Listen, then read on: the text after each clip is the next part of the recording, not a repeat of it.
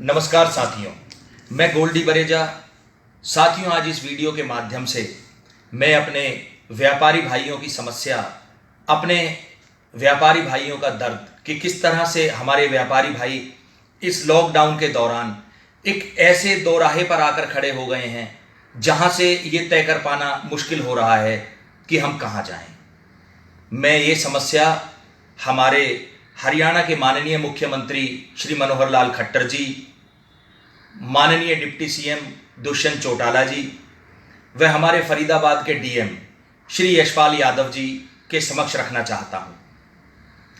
जी हां साथियों, मैं बात करने जा रहा हूं अभी हाल ही में जो मार्केट के लिए दिशा निर्देश जारी किए गए थे, उसमें आपने सुना होगा कि ऑड इवन और राइट लेफ्ट थ्योरी जो है वो दुकानदारों पे मार्केट खोलने के लिए लागू की गई थी।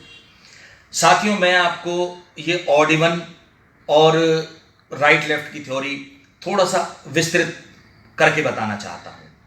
साथियों, दरअसल क्या है कि जिस रोड के दोनों तरफ दुकानें हैं, वहाँ पे एक दिन राइट साइड की दुकानें खुलेंगी और दूसरे दिन लेफ्ट साइड की दुकानें खुलेंगी।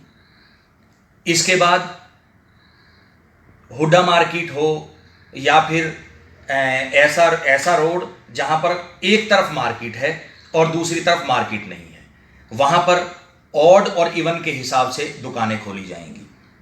मान लीजिए 2335, 2337 और 2339 एक दिन खोली जाएंगी। इसके बाद 2336, 2338 और 2340 दूसरे दिन खोली जाएंगी। अब साथियों, मैं आपको बताना चाहूंगा कि ये ऑड इवन और राइट लेफ्ट थ्योरी की जरूरत क्यों पड़ी। इसका उद्देश्य था मार्केट में भीड़ को नियंत्रित करना, भीड़ कम से कम हो मार्केट में।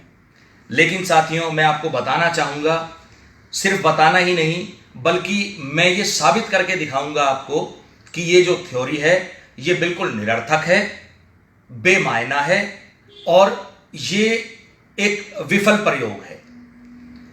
साथियों, आज मैं आपसे एक बात कहना चाहूंगा। सबसे पहली बात कि मार्केट में जो भीड़ होती है वो भीड़ दुकानदारों की भीड़ होती है या ग्राहकों की भीड़ होती है। तो साथियों, मैं आपको बताना चाहूंगा कि मार्केट में भीड़ कभी दुकानदारों की नहीं होती, हमेशा ग्राहकों की भीड़ होती है। नंबर 2, फर्ज कीजिए कि 100 दुकानें मार्केट में खुली हुई हैं और 1000 कस्टमर मार्केट में आ जाते हैं, तो एक दुकान पर जो एवरेज बनेगी वो 10 कस्टमर की एवरेज बनेगी कि 100 दुकानों पे 10 कस्टमर जाएंगे और दुकानदार जो है उनको अटेंड करने में 1 घंटे का टाइम कम से कम लगाएगा। अब साथियों, दूसरी तरह से आप फर्ज कीजिए कि अब मार्केट में 200 दुकानें खुली हुई हैं और 1000 कस्टमर आ जाते हैं, तो होगा क्या, पर दुकान 5 कस्टमर की एवरेज आएगी। एक दुकान पर 5 कस्टमर जाएंगे और एक दुकानदार 5 कस्टमर को आधा घंटे में फारिग करके भेज देगा। तो साथियों, आप आकलन कर सकते हैं कि 100 दुकानें खुलने से ज्यादा फायदा है या 200 दुकानें खुलने से ज्यादा फायदा होगा।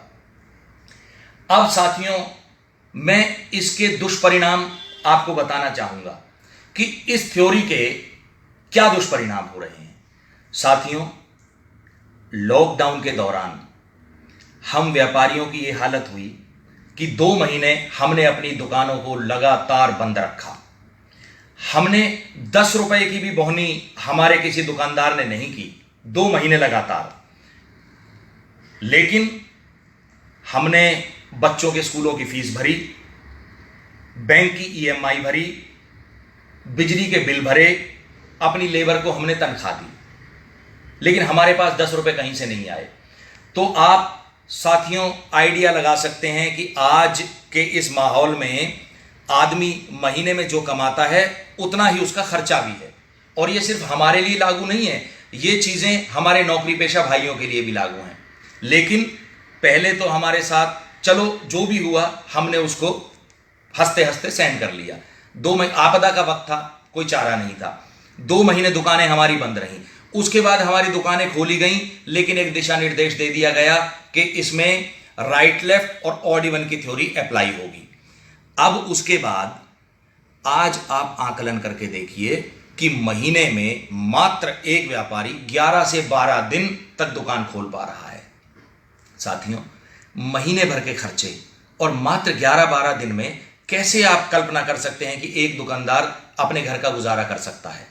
अब साथियों, मैं आपको एक बात और बताना चाहूंगा। मैं माननीय डीएम साहब से एक बात कहना चाहूंगा कि डीएम साहब, ये सारी बातें मैं निराधार नहीं कर रहा हूं। मैं आपसे वादा करता हूं, आप मुझे मात्र 10 मिनट का टाइम दीजिए, मैं आपको सुझाव दूंगा और मैं वादा करता हूं मार्केट में सारी दुकानें खोलने के बावजूद भी जितनी भीड़ आज आप देख रहे हैं, भीड़ इससे कम होगी, इससे ज्यादा नहीं होगी। और साथियों, इसी के साथ मैं एक चीज और कहना चाहूंगा कि सरकार और प्रशासन, हम दोनों का बहुत सम्मान करते हैं। दोनों ने जो हमारे लिए कार्य किया, हम उसकी सराहना करते हैं, लेकिन हमारी इस बात पर जरूर गौर किया जाए। और आप मुझे 10 मिनट का माननीय डीएम साहब अगर वक्त देंगे तो मैं आपको वो सुझाव दे सकता हूं। ये निराधार बात नहीं है। और इससे पहले कुछ हमारे दुकानदार भाई और थे जो इस चीज के लिए संघर्ष कर रहे थे, हमारी इस लड़ाई को वो भी लड़ रहे थे। तो मैं उन सभी भाइयों का बहुत सम्मान करता हूं और इसी के साथ मैं अपनी वाणी को विराम देता हूं। जय हिंद, जय भारत।